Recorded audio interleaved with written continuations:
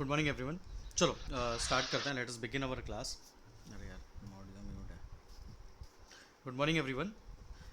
Late us begin our class.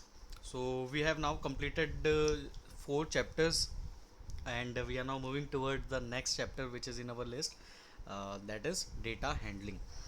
Now we already know how to create some basic programs and we have already seen some basic programs created uh, on spider, है ना। तो spider पे हमने basic Python programmes create करके देख लिए। Now we are moving towards some more points, we can say some more basic points related to Python. अभी तक तो चलो डेटा हम डाल रहे थे, डेटा इनपुट कर रहे थे, बट अब उस डेटा को जिसको हम इनपुट कर रहे थे we will be learning it in more details कि वो डेटा कौन कौन से टाइप का होता है जिसको हम इनपुट कर सकते हैं। और वो जो टाइप्स होते हैं वो कुछ अलग अलग कैटेगरीज में डिवाइडेड होते हैं, तो वो कैटेगरीज हम देखेंगे। और भी कुछ चीज़ें होती हैं यहाँ पर, जैसे कि ऑपरेटर्स और expressions. So these will be all things that we will be going through in this session, and let us see the outline first and then we will begin. So in the outline, as you can see, the very first thing that we will be going through is the introduction part, and we will be knowing about what we will be going through this chapter means data handling. Data को handle करना है ना, data handling means data को handle करना। अब data तो किसी भी तरीके का हो सकता है, नंबर भी हो सकते हैं, कैरेक्टर्स भी हो सकते हैं, स्ट्रिंग्स भी हो सकते हैं, और भी कुछ हो सकता है data. So there are different kinds of data available, and how to handle those different kinds of data is something we will be understanding in this data handling chapter, है ना। अलग अलग तरीके का डेटा, तो अलग अलग तरीके के डेटा को हैंडल करने का तरीका भी अलग। तो कौन से डेटा को किस तरीके से हैंडल किया जाता है वो हम देखेंगे। अब उसको देखने के पहले हमको ये पता होना चाहिए डेटा टाइप्स होते क्या है, डेटा टाइप्स होते कितने टाइप के हैं। जब तक हमको ये नहीं पता होगा कि how many types of data types are there, how can we handle them, है ना। So the very first thing after the introduction that we will be going through will talk about data types. We will come to know about all the types of data that can be entered in Python, and then we will divide these data types into the category of mutable and immutable. Mutable का मतलब होता है जिनको change कर सकते हैं, immutable का मतलब होता है जिनको चेंज नहीं कर सकते। तो कुछ डेटा ऐसा होता है that can be changed, and some data types come under the category of immutable, that is you cannot change the data which you have passed. So that will be something we will be going through. There are some operators that we will come to know about, जैसे कि mathematical operators होते हैं, तो plus minus into divide, तो ये mathematical operators हैं। ऐसे ही और भी कुछ ऑपरेटर्स होते हैं, एक होता है एंड, एक होता है और। So these are all operators that we will be going through. और एक और चीज़ है जो होती है एक्सप्रेशंस। एक्सप्रेशंस का मतलब आप कह सकते हो जो भी आप कोड्स लिखते हो, जो सिंगल लाइन कोड्स होते हैं उनको हम एक्सप्रेशंस बोलते हैं। अब एक्सप्रेशंस कैसे होते हैं, कैसे उनको डिफाइन किया जाता है, क्या तरीका होता है, that we will be understanding in detail in this chapter. चलो, तो सबसे पहली चीज़ जो हमको पढ़ना है that is about introduction. So let us see what all things are given to us. So now let us go through the chapter. We have already seen how to create the most elementary programs, है ना। तो अब हम देखते हैं कि हमको यहाँ पर उस elementary प्रोग्राम को लिखते समय या लिखने के पहले हमें किन किन चीज़ों की ज़रूरत पड़ती है, तो वो पहले हमको पता होना चाहिए एक एलिमेंट्री प्रोग्राम लिखने से पहले। तो क्या क्या चीज़ों की ज़रूरत होती है हमको यहाँ पर। सबसे पहली चीज़ जो होती है वो होते हैं डेटा टाइप्स, मतलब कुछ we will be providing some data that will be produced as an output. So the very first thing that we need will be the data types. Some things will be variables, some are operators and expressions. So these are all things which are important for creating a very we can say elementary program. So ये चीज़ें हमको चाहिए। अब ये चीज़ें चाहिए तो हमको पता भी तो होना चाहिए कि ये चीज़ें होती क्या हैं। So this chapter will deal with all such things. अब देखते हैं हम आगे। यहाँ पर देखो, Python provides a predefined set of data types for handling the data it uses. एक चीज़ यहाँ पर ये पता चली, Python के पास कुछ predefined data types है। एक डेटा टाइप हम अभी तक जो यूज़ करते आए वो नंबर है, जिसमें नंबर्स इनपुट करते थे, और एक था स्ट्रिंग। ठीक है, दो तो हम यूज़ करते हुए आए हैं, पर ऐसा नहीं है कि सिर्फ यही दो तरीके का डेटा है जो पाइथन यूज़ कर सकता है। It's not like that. There are various types of data types that can be used for storing data other than strings and numbers. So that we will see that these are all what called, these are called as predefined set of data types. मतलब कि predefined है, पहले से बने हुए हैं। जब Python language बनी तब ही ये डेटा टाइप्स प्रीडिफाइंड थे, मतलब बनकर हमको मिले। ठीक है, अब ये डेटा टाइप्स के पहले हम नाम पता करेंगे, उनके नाम पता करने के बाद उनको कैसे लिखा जाता है वो पता करेंगे, और उनको कैसे लिखा जाता है वो पता करने के बाद वी विल सी कि how we can handle this data. कुछ उसमें से हटाना है, कुछ उसमें जोड़ना है, कुछ उसमें मॉडिफाई करना है। तो ये सारी चीज़ें अगर आपको करनी है, उस पूरे डेटा में से कोई छोटा सा पार्ट एक्सेस करना है, तो ये सारी चीज़ें अगर आपको करना है तो उसके लिए आप क्या करोगे, कैसे उसको हैंडल करोगे, तो ये सारी चीज़ें हमको यहाँ पर डिस्कस करने को मिलेगी। ठीक है, और जो नेक्स्ट थिंग जो हमको यहाँ पर देखनी है वो है म्यूटेबल और इम्यूटेबल वेरिएबल्स। जैसा कि मैंने आपको स्क्रीन पर मार्क करके बताया, आप देख सकते हो। Mutable immutable already I have told you. Mutable मतलब values that can be changed, immutable मतलब जो values that can not be changed. नीचे एक इम्पॉर्टेंट कर इन्होंने एक मार्क दिया हुआ है, ये आप देख सकते हो आपकी स्क्रीन पर। यहाँ पर इन्होंने इतने बड़े पैराग्राफ में बस इतना लिख के बताया है कि आपको अब से चैप्टर नंबर 5 से लेकर आगे तक, है ना, चैप्टर नंबर 5 एंड बियॉन्ड, अब जितने भी स्क्रीनशॉट्स देखने को मिलेंगे पाइथन से रिलेटेड, वो सारे स्क्रीनशॉट्स किसके होंगे, वो स्पाइडर आईडीई के पाइथन शेल के होंगे। हम भी तो अभी तक स्पाइडर आईडीई में ही प्रोग्राम बना रहे थे। मैं मेरे लैपटॉप पे प्रोग्राम बनाकर आप लोगों को जो वीडियो सेंड करता था वो भी तो पाइथन के स्पाइडर आईडीई पे बने थे, है ना। So they are also telling that we will be using the same screenshots for explaining things as and when and where required. तो जहाँ पर भी जैसे भी जब ज़रूरत होगी तो they will be using IPython shell of Spyder IDE.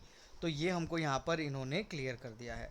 आगे बढ़ते हैं हम, चलिए late us see what data type is, है ना। डेटा टाइप, डेटा का टाइप, है ना। जैसे कि मैंने लिखा हेलो, ठीक है, मैंने लिखा hello, so it is clear that it is what, it is a string, है ना। ये हमको पता है कि ये क्या है, ये एक स्ट्रिंग है। मैंने लिखा 1 2 3, it is not in quotes, तो डेफिनेटली ये क्या है, ये एक नंबर है। नंबर बोल लो या इंटीजर बोल लो, है, डेफिनेटली है। तो यहाँ पर हमको डेटा को पता होना चाहिए कि डेटा किस टाइप का है। डेटा को मैंने देख के बता दिया, जैसे कि हेलो लिखा था तो मैंने देख के बता दिया कि भैया ये एक स्ट्रिंग है। How I came to know, क्योंकि यहाँ पर ये सिंगल कोट्स लगे हुए थे और ये कैरेक्टर्स का सेट था, तो कैरेक्टर्स के सेट को स्ट्रिंग बोलते हैं। तो this is what I came to know. Numbers थे, नंबर्स का सेट था, कोट्स में नहीं लिखा था, तो ये क्या था, ये इंटीजर था। ये मुझे पता है, दो टाइप के डेटा पता है। तो यहाँ पर भी इन्होंने ये बताया है कि data can be of many types. Character हो सकता है, इंटीजर हो सकता है, रियल हो सकता है, स्ट्रिंग हो सकता है, अलग अलग टाइप का डेटा हो सकता है। ठीक है, अब देखो अलग अलग टाइप तो क्या इन्होंने एक्सप्लेन भी किया है, हाँ किया है। देखो एनीथिंग एनक्लोज्ड इन कोट्स, तो ये क्या होगा, स्ट्रिंग होगा, हमको पता है, बहुत अच्छे से पता है। जो भी चीज़ कोट्स में लिखी होती है वो स्ट्रिंग होती है। नंबर्स जो होते हैं विदाउट फ्रैक्शन वाले, जिनमें डेसिमल पॉइंट नहीं होता है, उनको इंटीजर बोलते हैं। जिनमें डेसिमल पॉइंट होता है उसको फ्लोट बोलते हैं। बूलियन नाम का एक डेटा टाइप हमको देखने को मिलेगा। बूलियन में हमेशा दो वैल्यूज़ होती हैं, ट्रू या फॉल्स। ट्रू के अंदर स्टोर किया जाता है 1 और फॉल्स के अंदर वैल्यू होती है 0। तो ये चीज़ें हमको पता होना चाहिए। ठीक है, आगे बढ़ते हैं। अब यहाँ पर इन्होंने हमको ये सारी चीज़ें बताई है कि यहाँ पर एक मिनट, यहाँ पर स्ट्रिंग एनक्लोज्ड होगा कोट्स में, नंबर्स विदाउट कोट्स में, विदाउट डेसिमल, और यहाँ पर रियल डेटा भी रिप्रेजेंट किया जाता है। रियल डेटा मतलब कि जिनमें आप कह सकते हो कि फ्रैक्शनल वैल्यू हो, तो फ्रैक्शनल वैल्यू जिसमें होती है वो रियल डेटा होता है। और उसके बाद और उसके बाद जो स्ट्रिंग होता है, स्ट्रिंग तो हम लोग बखूबी जानते हैं, स्ट्रिंग मतलब ग्रुप ऑफ कैरेक्टर्स। तो ये सारी चीज़ें हमको ऑलरेडी पता है। यहाँ पर अब इन्होंने हमको साइड में, आप देखो यहाँ पर इन्होंने हमको लिख के बताया है, Python offers following built in core data types and this is something that we have to understand. ये चीज़ हमको पता होनी चाहिए। कौन कौन से डेटा टाइप्स होते हैं पाइथन के अंदर? तो एक होता है नंबर्स, एक होता है स्ट्रिंग, एक होता है लिस्ट, एक होता है टपल, एक होता है डिक्शनरी। ये आप बिल्कुल दिमाग में बिठा लें। The predefined data types that Python contains are numbers, string, list, tuple, dictionary. These are 5 types of core data types which are built in Python. उसमें से नंबर्स हमको पता है, स्ट्रिंग हमको पता है, लिस्ट, टपल और डिक्शनरी कुछ नई चीज़ें हैं that we have to see. So numbers कैसे होते हैं? तो नंबर्स के ब्रैकेट में देखो आप, यहाँ पर नंबर्स के ब्रैकेट में लिखा हुआ है, नंबर्स इंटीजर टाइप के हो सकते हैं, means without fraction. Numbers float type के हो सकते हैं, मीन्स विथ फ्रैक्शन। और नंबर्स कॉम्प्लेक्स हो सकते हैं, आपने शायद ऐसा टाइप देखा हो कभी, ए प्लस आई बी का फॉर्म होता है। ये शायद आप लोग जो साइंस वाले हैं उनको मैथ्स में देखने को मिलेगा, ए प्लस आई बी। इसमें जो ए वाला पार्ट होता है ये रियल पार्ट कहलाता है, और जो आई बी वाला पार्ट होता है इसको इमेजिनरी पार्ट बोलते हैं। आई डोंट नो आप लोगों को मैथमेटिक्स में अभी तक ये सारी चीज़ें आई हैं या नहीं आई हैं, बट नहीं आई हैं तो आपको देखने को मिलेंगी, ठीक है। इमेजिनरी पार्ट होता है, इमेजिनरी जो होता है आई जो होता है उसमें, उस आई को बोला जाता है अंडर रूट ऑफ -1, ठीक है। ये मेरा पार्ट है नहीं, बट मैं आपको एक बेसिक बता रहा हूँ कि जो कॉम्प्लेक्स नंबर्स होते हैं, कॉम्प्लेक्स नंबर्स वो होते हैं जो जिसमें आपको रियल और इमेजिनरी का कॉम्बिनेशन देखने को मिलता है ना। तो ये आई जो उसमें वैल्यू आती है वो आई को -1 अंडर रूट -1 बोला जाता है, ठीक है। तो ये होता है कॉम्प्लेक्स नंबर्स। तो ये यहाँ पर इन्होंने बताया है। अब फिर से एक बार ध्यान कर लेते हैं कौन कौन से built in core data types हैं हमारे पास। तो हमारे पास ये कुछ built in core data types हैं। Numbers which contains integer, float and complex. Second is string, third is list, next is tuple and the last one is dictionary। चलो तो एक एक करके देखते हैं। पहले जो हमने ऑलरेडी पढ़ा है नंबर्स, उसको थोड़ा सा मैं फटाफट आप लोगों को समझाता हूँ। नंबर्स आप लोगों को नाम से ही पता है, जो न्यूमेरिक वैल्यूज़ को स्टोर करेगा पाइथन में, तो वो कौन सा डेटा टाइप होगा? वो होगा नंबर्स डेटा टाइप। अब पाइथन में स्टोर करने हैं नंबर्स अगर, तो उसमें भी सब कैटेगरीज है, ठीक है। नंबर्स की सब कैटेगरीज कौन कौन सी? एक है इंटीजर्स। अब इंटीजर्स में भी देखो, इंटीजर्स दो टाइप के, एक इंटीजर साइंड जिसमें माइनस या प्लस का साइन लगाओ, मतलब आप नेगेटिव वैल्यूज़ भी ले सकते हो, साइंड ब्रैकेट में लिखा है मतलब माइनस में भी वैल्यू जा सकती है ना, साइंड। और बूलियंस, बूलियंस में तो दो ही वैल्यू आती है, 0 और 1, तो ये इंटीजर्स का हो गया। फ्लोटिंग पॉइंट नंबर्स मतलब डेसिमल वाली वैल्यूज़। और कॉम्प्लेक्स नंबर जैसा कि मैंने आपको बोला जिसमें रियल और इमेजिनरी पार्ट होता है। तो ये 3 तरीके का डेटा आप नंबर्स के अंदर पास कर सकते हो, और ये तीनों क्या होते हैं ये आपको यहाँ पर इन्होंने समझाया हुआ है। अब देखो यहाँ पर इंटीजर्स को अगर थोड़ा सा डिटेल में पढ़े तो ये जो नंबर्स दिख रहे हैं ये इंटीजर्स है, सीधी सी बात। अब यहाँ पर साइन नहीं लगा है मतलब डेफिनेटली वो पॉजिटिव है, और अगर साइन लगा दिया तो वो तो पता चल गया कि वो नेगेटिव नंबर ही है। तो यहाँ पर पॉजिटिव और नेगेटिव दोनों नंबर्स हम लिख सकते हैं, इसीलिए इन्होंने यहाँ पर साइंड ब्रैकेट में लिख के बताया है। मतलब it is a signed representation, that is the integers can be positive as well as negative। मतलब आप पॉजिटिव और नेगेटिव दोनों वैल्यूज़ को स्टोर कर सकते हो। बूलियंस की अगर मैं बात करूं तो बूलियंस में सिर्फ दो ही वैल्यू होती है, जो होती है 0 और 1, फॉल्स और ट्रू। फॉल्स मतलब 0, ट्रू मतलब 1, ठीक है। अब अगर आपको वैल्यू इस तरीके से लिखना हो तो आप लोगों को बूल नाम का एक फंक्शन लिखना होता है। ये जनरली आपको कहीं पर काम नहीं आएगा, बट आप लोगों को पता होना चाहिए क्या होता है। तो बूल फंक्शन लिखकर आप वैल्यूज़ को डिफाइन कर सकते हो। बूल 0 अगर आपने लिख दिया तो आंसर आ जाएगा फॉल्स, बूल 1 आपने लिख दिया तो आंसर आ जाएगा ट्रू। इन्होंने यहाँ पर नेक्स्ट पेज पे हमको इस तरीके से उनको कोड कर कर भी बताया है। थोड़ा सा समझाता हूँ मैं इसको। यहाँ पर देखो, ये देखो बूल 0, बूल फंक्शन लगाया, ब्रैकेट में 0 लिख दिया, मतलब वैल्यू क्या आएगी? फॉल्स। बूल ब्रैकेट में लिख दिया 1, वैल्यू क्या आएगी, ट्रू। अब एस टी आर फंक्शन लगाया, और देखो यहाँ पर क्या है, एस टी आर फंक्शन क्या करता है, सबसे पहले एक चीज़ ये समझो, जो एस टी आर फंक्शन होता है वो किसी भी वैल्यू को,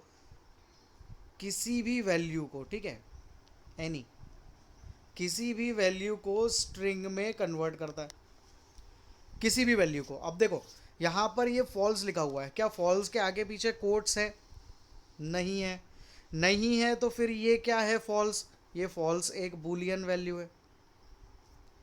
अब आपने इस बूलियन वैल्यू पे स्ट्रिंग फंक्शन लगा दिया, जब आपने इस बूलियन वैल्यू पे स्ट्रिंग फंक्शन लगा दिया तो ये जो आपकी वैल्यू थी फॉल्स, अब वो क्या कन्वर्ट हो गई, अब वो एक स्ट्रिंग में कन्वर्ट हो गई। मुझे कैसे पता चला कि ये स्ट्रिंग है, क्योंकि ये कोट्स में लिखा हुआ है, इसको देखकर मैंने पहचाना कि ये एक स्ट्रिंग है ना। तो यहाँ पर जो एस टी आर फंक्शन होता है, the main motto of this S T R function is to convert any value into string. यहाँ पर जो ब्रैकेट में फॉल्स पास किया है, ये फॉल्स क्या है, ये एक बूलियन वैल्यू है, और नीचे आउटपुट में जो वो कन्वर्ट होकर आई है वो सिंगल कोट में लिखा हुआ है, that is it is a string. I hope this is clear to you. आप लोगों को आवाज़ आ रही है? Yes, sir. Now the very next topic that we are moving towards is floating point number. अब देखो इंटीजर देख लिया, इंटीजर क्या है, जिसमें डेसिमल पॉइंट नहीं आता। अब फ्लोटिंग पॉइंट नंबर मतलब क्या, तो फ्लोटिंग पॉइंट नंबर मतलब वो जिसमें कि डेसिमल वैल्यूज आती हैं, एज सिंपल एज दैट। तो डेसिमल वैल्यू, एक एग्जांपल के लिए इन्होंने ये पाई की वैल्यू लिख दी 3.141414159, तो ये डेसिमल है, इसमें डेसिमल है, मतलब ये क्या है, ये एक फ्लोटिंग पॉइंट नंबर है, ठीक है। यहाँ पर इसको देखो, इस एग्जाम्पल को देखो, नंबर 12, तो 12 एक इंटीजर है, पर 12.0 एक फ्लोटिंग पॉइंट नंबर है, क्योंकि वहाँ पर डेसिमल वैल्यू है। तो ये यहाँ पर इन्होंने समझाया है कि फ्लोटिंग पॉइंट नंबर्स में हमेशा डेसिमल होता है, और नॉर्मली उसमें जो होता है इंटीजर्स में डेसिमल पॉइंट नहीं होता है। अब फ्लोटिंग पॉइंट नंबर्स भी आप देखोगे तो यहाँ पर भी हमने पिछले चैप्टर में दो चीज़ें पढ़ी। पहली चीज़ तो हमने ये पढ़ी कि इसमें फ्रैक्शनल वैल्यूज़ आ सकती हैं, जो हम नॉर्मली लिखते हैं 10.10, 12.10, तो ये क्या है, normal decimal values, normal decimal notations जो हम करते हैं इस तरीके के, एक तो ये होता है। और दूसरा जो इसके अंदर होता है वो होता है एक्सपोनेंशियल नोटेशन। अब एक्सपोनेंशियल नोटेशन भी हमने देखा था, जैसे मैंने लिख दिया E-04, तो E-04 का मतलब है 10 टू दी पावर ऑफ -4, या तो ऐसा लिख दूँ 1/10⁴, एक ही बात है, ऐसा लिखो या ऐसा लिखो, बात एक ही है, या ऐसा लिखो E-04, ऐसा लिख लो या ऐसा लिख लो या ऐसा लिख लो, सब एक ही बात है ना। सिमिलरली अगर मैं लिख दूँ E-02, तो E-02 को मैं लिख सकता हूँ 10⁻², है ना। इस तरीके से भी इसको E-02 को लिख सकता हूँ 10⁻²। तो ये यहाँ पर इन्होंने बताया है कि हम एक्सपोनेंशियल फॉर्म में भी नोटेशन लिख सकते हैं यहाँ पर, ठीक है। तो ये चीज़ें यहाँ पर इन्होंने हमको बताई है। कुछ पॉजिटिव्स बताए हैं कि आपके क्या क्या पॉजिटिव्स होते हैं इंटीजर्स के ऊपर फ्लोटिंग पॉइंट के। तो क्या होते हैं कि यहाँ पर आप लोग क्या कर सकते हो, इंटीजर है जैसे 1 और 2 एक इंटीजर है, तो आप अगर इंटीजर वैल्यू ले रहे हो तो सिर्फ 1 या 2 ही ले सकते हो। पर अगर आप फ्लोटिंग पॉइंट ले रहे हो तो आपके पास फ्रीडम है कि आप 1.1 भी ले सकते हो, 1.2 भी ले सकते हो, 1.5 भी ले सकते हो, मतलब उस रेंज के बीच के नंबर्स भी आप डिफाइन कर सकते हो अगर आप फ्लोटिंग पॉइंट में उसको लिखो इंस्टेड ऑफ इंटीजर्स। और दूसरा एडवांटेज क्या बोला है कि यहाँ पर रेंज बढ़ जाती है, सीधी सी बात है, रेंज बढ़ जाती है। वहाँ पर डेसिमल वैल्यूज़ नहीं आती तो वो सिर्फ 1 2 3 4 नंबर्स ही ले सकता है, जबकि जो फ्लोटिंग पॉइंट नंबर्स होते हैं उनके साथ ऐसा नहीं है, वो 1.1 1.2 1.3 ऐसे बहुत सारे नंबर्स ले सकता है, ठीक है। बट इनको एक्सेस करने में थोड़ा सा यूजुअली टाइम लगता है, तो ये थोड़े से स्लो होते हैं फंक्शन करने के लिए, अदरवाइज यहाँ पर हमको ज़्यादा लिमिटेशंस नहीं होती है as compare to the integers. आगे देखते हैं कॉम्प्लेक्स नंबर्स क्या होते हैं, वो इन्होंने थोड़ा सा एक्सप्लेन किया हुआ है। तो आप लोग एक बार इस कॉम्प्लेक्स नंबर्स को पढ़कर देखना कि कॉम्प्लेक्स नंबर्स में क्या क्या चीज़ें समझाई हुई हैं। पूरा इधर इन्होंने इसको आप समझोगे ना तो यहाँ पर समझाया हुआ है कि कॉम्प्लेक्स नंबर्स वो होते हैं जो ए प्लस आई बी के फॉर्म में होते हैं या ए प्लस बी आई के फॉर्म में होते हैं, जिसमें आई जो होता है वो इमेजिनरी पार्ट होता है, जिसकी वैल्यू होती है -1 का रूट, है ना, अंडर रूट ऑफ -1 उसकी वैल्यू होती है। कॉम्प्लेक्स नंबर की एक और खास बात इन्होंने क्या बताई है, ये देखो, a complex number is made up of both real and imaginary components, है ना।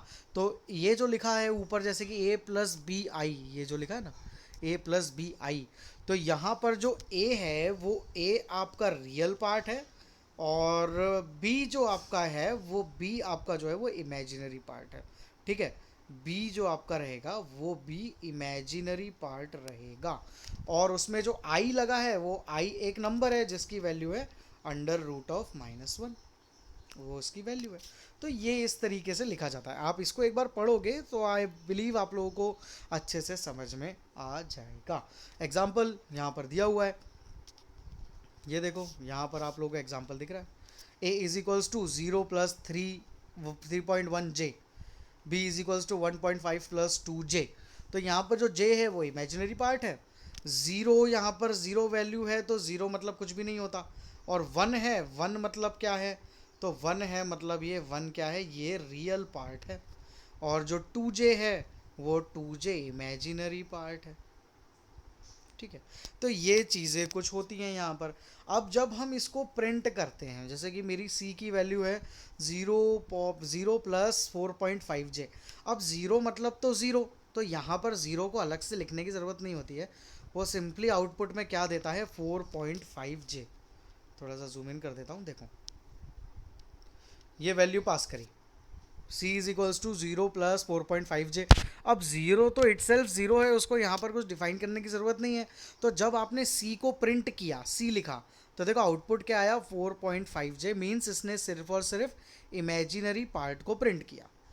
बट अगर आपकी वैल्यू है डी इज इक्वल्स टू 1.1, एक मिनट ना मैं इसको दूसरे कलर से लिख देता हूँ। अगर आपने लिखा डी इज इक्वल्स टू, अरे रे रे रे sorry, d is equals to 1.1 plus 3.4 j, अगर आपकी वैल्यू ये है और अब आप d को प्रिंट करते हो, so the output that you will get, अगर ये आपकी वैल्यू है और आप d को प्रिंट करते हो, so the output that you will get will be this 1.1 plus 3.4 जे। एक चीज़ खास है, ये लिखा हुआ है पेरेंथेसिस के अंदर, पेरेंथेसिस मतलब ये ब्रैकेट्स, इन ब्रैकेट्स को पेरेंथेसिस बोला जाता है। तो ये पेरेंथेसिस के अंदर प्रिंट होकर आते हैं। अब जैसे सी को प्रिंट किया तो वो पेरेंथेसिस में नहीं आया, क्यों नहीं आया, क्योंकि यहाँ पर ज़ीरो वैल्यू थी ना, जब ज़ीरो वैल्यू आ जाती है तो पेरेंथेसिस में प्रिंट नहीं होता, बट जब ज़ीरो वैल्यू नहीं होती मतलब नॉन ज़ीरो वैल्यू होती है तो वो इस तरीके से पेरेंथेसिस में प्रिंट होकर आती है, ये हमको बिल्कुल ध्यान रखना है। ये चीज़ उन्होंने लिख कर भी बताई है, आप चाहो तो इसको एक बार यहाँ से पढ़ सकते हो, मैं उसको मार्क कर देता हूँ। Python displays complex numbers in parentheses when they have non-zero real part, ये ध्यान रखना, पाइथन हमेशा कॉम्प्लेक्स नंबर्स को पेरेंथेसिस में प्रिंट करता है, पर कब, जब आपके पास कोई नॉन ज़ीरो रियल पार्ट हो तब। यहाँ पर ज़ीरो था ना तो उसने प्रिंट नहीं किया, यहाँ पर नॉन ज़ीरो था तो उसने पेरेंथेसिस में प्रिंट किया। तो ये हमको बिल्कुल ध्यान में रखना है, ठीक है। आगे बढ़ते हैं। हाँ, अब देखो, अब ये तो हुआ क्या, अभी आप क्या कर रहे थे, अभी आप लोग जब प्रिंट कर रहे थे सी को, या देखो मैं थोड़ा सा जूम इन करता हूँ, जब आप अभी यहाँ पर डी को प्रिंट कर रहे थे तो ये आउटपुट आ रहा था। बट अगर आपको ऐसा करना हो कि ये डी में से आपको सिर्फ रियल पार्ट प्रिंट करना है या सिर्फ इमेजिनरी पार्ट प्रिंट करना है, तो यहाँ पर सिर्फ रियल पार्ट या सिर्फ इमेजिनरी पार्ट प्रिंट करने के लिए आप लोगों के पास दो अलग अलग फंक्शंस दिए हुए हैं। जैसे कि आपको d की वैल्यू है और d की वैल्यू का रियल पार्ट प्रिंट करना है, ठीक है। जैसे आपका अभी d is equals to 1.1 plus something था ना, तो d का आपको रियल पार्ट प्रिंट करना है तो आप लिखो d डॉट रियल और एंटर दबा दो। जैसे ही आप डी डॉट रियल लिखकर एंटर दबाओगे तो आप देखोगे कि आपको सिर्फ जो रियल पार्ट है जैसे कि 1.1 तो सिर्फ 1.1 आउटपुट में दिखेगा। और अगर मैं ऐसा लिख दूँ D dot A I M A G that is for imaginary, तो यहाँ पर मुझे उसका जो भी 2.4J जो भी था, मेरे को नंबर याद नहीं है, 2.4J तो सिर्फ और सिर्फ वो इमेजिनरी पार्ट को प्रिंट करेगा। तो ये हमको बिल्कुल क्लियर होना चाहिए कि यहाँ पर रियल पार्ट और इमेजिनरी पार्ट अगर हमको प्रिंट करना है तो हम कैसे कर सकते हैं। वैसे हम बहुत कम जगह पर ऐसा होगा कॉम्प्लेक्स नंबर यूज़ करेंगे, शायद ना ही करें, बट हमको पता होना चाहिए कि पाइथन के अंदर कॉम्प्लेक्स नंबर्स भी इनपुट किए जा सकते हैं। कॉम्प्लेक्स नंबर्स वो होते हैं जो रियल और इमेजिनरी पार्ट से मिलकर बनते हैं। इमेजिनरी पार्ट में जो एक वेरिएबल होता है आई जे के जो भी आप लेते हो, वो इमेजिनरी पार्ट की वैल्यू होती है अंडर रूट का -1।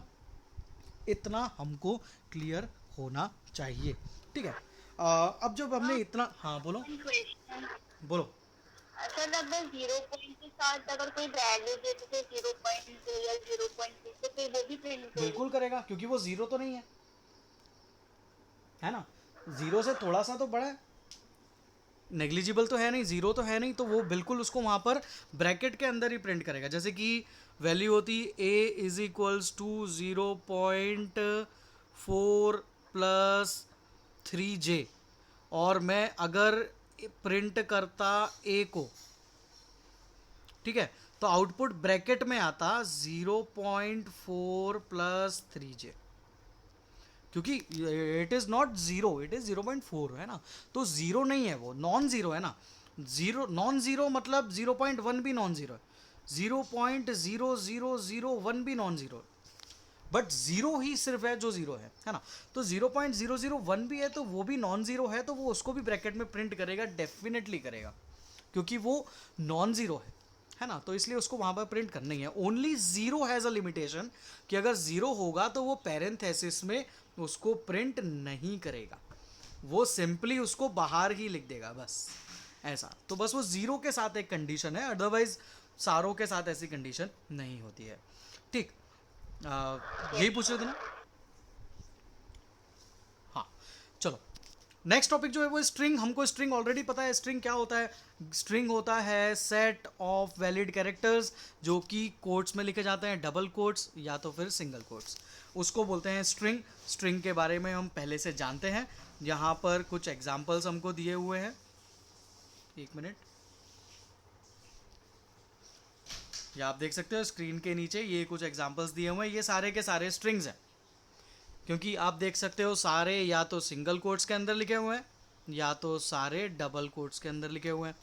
Anything which is enclose inside quotes is a string, चाहे फिर वो 1 2 3 नंबर ही क्यों ना हो, पर अगर वो कोट्स में लिखा है so definitely it is a string. ये देखो, ये वाला, ये 1 2 3 4 है पर कोट्स में लिखा हुआ है तो ये एक स्ट्रिंग है, ये नंबर नहीं है, ये स्ट्रिंग ही कहलाएगा। तो ये हमको पता होना चाहिए कि जो कोट्स में लिख दिया वो मतलब स्ट्रिंग। अब नेक्स्ट जो टॉपिक है ये थोड़ा सा एक साथ ही एक्सप्लेन करना पड़ेगा मुझे, strings as sequence of characters, क्योंकि यहाँ पर एक नई चीज़ हमको सीखने को मिलेगी जिसको बोलते हैं इंडेक्सिंग, ठीक। ये ऐसी चीज़ है जो 12th तक पीछा नहीं छोड़ने वाली। इंडेक्सिंग, ये हर प्रोग्राम में लगभग हमको कहीं ना कहीं इंडेक्सिंग काम देगी, 11वीं से लेकर 12वीं तक, ठीक है। और ये इंडेक्सिंग काम आती है स्ट्रिंग में, ये इंडेक्सिंग काम आती है टपल्स में, ये इंडेक्सिंग काम आती है डिक्शनरी में। तो जितने भी डेटा टाइप्स अब हम पढ़ने वाले हैं उन सारों के अंदर ये इंडेक्स नाम की जो चीज़ है वो यूज़ होती है, ठीक है। इंडेक्स हर जगह पर यूज़ होता है, तो इस टॉपिक को थोड़ा सा अच्छे से हमको समझना पड़ेगा। So we will be starting this topic in the very next class. आज नहीं हुआ तो मैं इसका एक वीडियो बनाकर अपलोड कर दूंगा, या तो फिर जूम क्लास हुई तो जूम क्लास ले लेंगे, ठीक है। Still I think we are having 5 minutes. If you have any doubts so you can ask.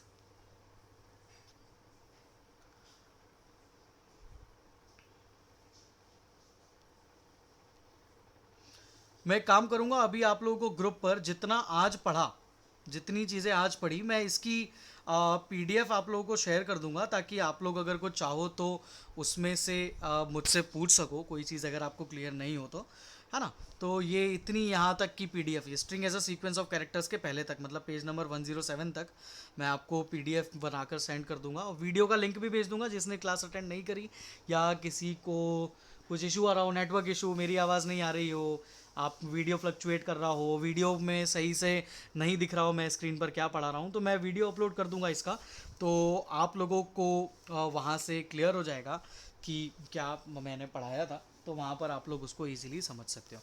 Alright, सो ठीक है, फिर मैं आप लोगों को भेज दूंगा जो भी इसका वीडियो है और पीडीएफ है। If you don't have any doubt, so we can finish our class.